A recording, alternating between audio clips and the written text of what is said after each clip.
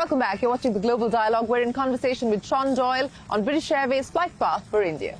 Let's talk about technology, because I know that your ambition is to make British Airways a technology travel company. So, part of this 7 billion transformation plan that you've unveiled, a large chunk of that is also going towards IT as well as IT modernization. Now, how does that fit in from an India perspective? How significant is India in trying to power British Airways' IT ambition as well? Well, I think we're investing 7 billion, and about 700 million of that investment is going into our IT estate.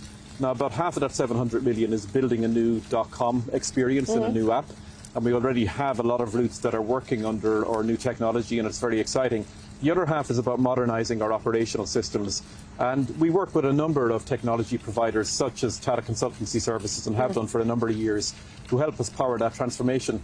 But also I think what we're doing with our engagement centre strategy and the technology we're using there, we are showcasing that in our engagement centres here in Noida and also in Gurugram. So India is very much at the forefront of the things we trial and we experiment with. Well, India's at the forefront of the things you're experimenting with on the tech side, the experiments on the AI side, and from a BA perspective as well as the industry perspective, I mean, how important is AI today, and what role do you believe AI is likely to play for the aviation sector 5 years on? I think what AI can do is speed up an awful lot of transactions, which will really help the customer experience. So if you ring an engagement centre agent maybe in a year's time, and you have a query maybe about a rebooking or a complex fare item, AI might be able to serve up the solution to the agent much more quickly than we see today. But you don't see it doing away with the agent yet? I don't actually. I do think that when people pick up the phone to talk to a human being, they want a human interaction. What we want to do is empower that agent to fulfill customer needs as best as we can. And I see AI playing a very, very big role in giving people access to the answer and the data they need much more quickly than we see today. I also see it just allowing us to run better operations, whether that's simulating networks, whether it's simulating disruption, recovering quicker from things like weather events. I think machine learning and the speed of computing we can get our hands on today will make us run a better operation. But at the same time, flying people around the world is a physical activity, and it will always involve a large number of human beings fulfilling, that operational requirement for us. How much of AI is in use already at BA today? We've a number of use cases, but part of what we do by transforming our IT estate and structuring our data is we make it very ready for AI exploitation in the future. So I think one of the things you do need to exploit AI is strong foundations and have your data in the right place. The things we're doing with our digital platforms and the things we're doing with our operational systems, I think will get us into that state of readiness in the future, and then we'll begin to see us really tip the iceberg. Is it helping you today in terms of utilization, and do you believe that it could help even further in terms of utilization, turning planes around, ensuring that planes stay up on in the sky as opposed to being grounded for any particular reason? We're already, for instance, we have now electronic log capture of all of our engineering reports on a plane.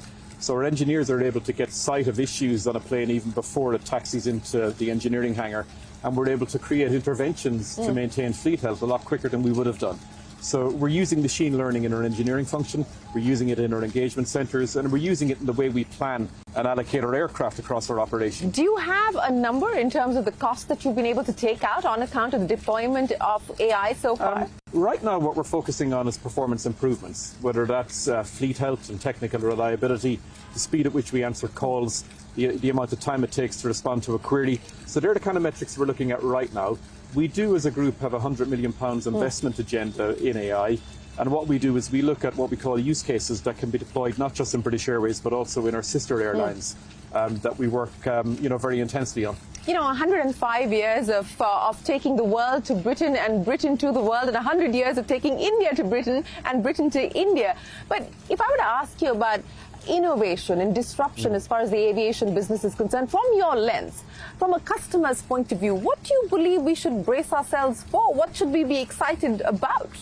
I think what we want to have is really a digital experience that enables all the convenience you need by logging onto the British Airways app. And I think whether that's understanding your loyalty position, using your Avios currency to redeem or earn flights, whether it's changing your flights, making new bookings, suggesting experiences you may want, we want to be the one-stop shop for British Airways customers, and we want to really make that a great relationship. So I think that's number one you will see airlines do, and they're building technologies to do it, and I like to think that we are right now seamless sort of... A seamless end-to-end convenient set of services and retail experiences. That's at the heart of where we're heading. And I think when we do that, we get much better insight into what our customer, really wants to experience and where they want to fly to. And as I said, we have plenty of headroom for expanding our network and flying to more places as well in the future. Are there any regions in particular that you believe that you're currently under-servicing, that you want to prioritize, just given the growth and demand? Well, I would like to see can we rebuild our Asian network again over time, because it is smaller than it was pre-pandemic. We do, of course, have some reasons as to why it's smaller, restrictions on maybe how we can fly into places like China. But over time, we'd like to rebuild that North Asian network. India is a very important market. We'd look at the depth of the places we fly to today. Can we add frequency, but also potentially new destinations? And also rebalance that with adding new cities into the North American market. So I think you will see us develop network network opportunities both to the east and to the west over the next decade. Are you going to prioritize your expansion in India, given the fact that it's become a fairly competitive market? I mean, forget the foreign airlines that are servicing India, but now domestic carriers. Air India has grown, and with the merger of Air India and Vistara, you have a much larger fleet at hand. You've now got Indigo looking at flying international once the wide bodies come in. Of course, they're already doing many routes at this point in time. How do you look at the competitive landscape in India? I think it doesn't surprise me. It's very exciting what's happening in Indian aviation, and I think you will have, very strong global carriers emerge over the next couple of years. And everything I hear is that those plans are taking shape. And if you look at the order books, I think there might be 1,000 aircraft on order for Indian carriers. So, I think we're going to see global players emerge out of the market.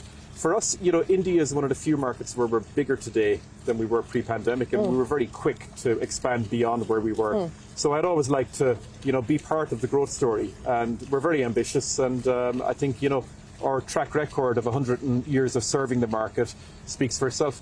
So given the fact that you see this as an exciting market, as well as the competitive intensity of this market, of those 35 new aircraft that are coming in to your fleet over the next few years, how much of that deployment will be prioritized for a market like India?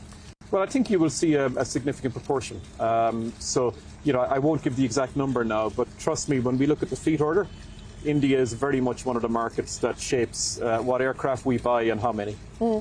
Sean, I want to ask you this, as a CEO today, if you're used to dealing with airspace restrictions and, oil price volatility and IT outages and so on and so forth, what's the thing that you believe you find yourself most vulnerable at today?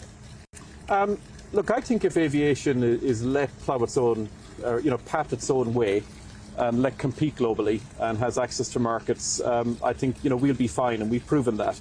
It's a very competitive industry, but it's an industry which keeps on improving. And I think ultimately, what gets in the way sometimes is obviously the economic cycle, but more often than not, it can be government policy. So I think the more we liberalise access to international markets, the better for consumers and the better for airlines. Is it getting tighter as opposed to being more open today? I think it has been. We have a number of open markets in Europe and the US, and I think that's led to massive expansion and expansion of consumer choice. I think India as well has been opening up its air services agreement, but there are many parts of the world where I think we could do with improving access to markets. I want to ask you something that Indian aviation companies today and the regulator and the government is dealing with. In the last 4 days, we've had a situation of 20+ hoax threats, bomb threats, which have not turned out to be, fortunately, true. But you've had them disrupt airline schedules. You've had them disrupt customer, travel plans, and it's a huge economic cost to an airline as well. Now, how do you deal with this at BA? I mean, how often is this an issue for you? I think we've well-established protocols, not just at BA, but internationally with airports to deal with these kind of threats. And there is a kind of an assessment you do to understand whether it's a threat that, leads to the grounding of an aircraft or whether it's not something that's credible. I can't really comment on Air India's situation other than I think, airlines have to take the appropriate action that they feel is the right thing to do, and I would support whatever decision they take. But is the threat assessment done at the airline level, or is it done in conjunction with the regulator as well as the airport and the airline, and the security agencies will be, very much involved. And we use all of the assets that are at our disposal to make the assessments. And is there an escalation that you've seen in this sort of a threat?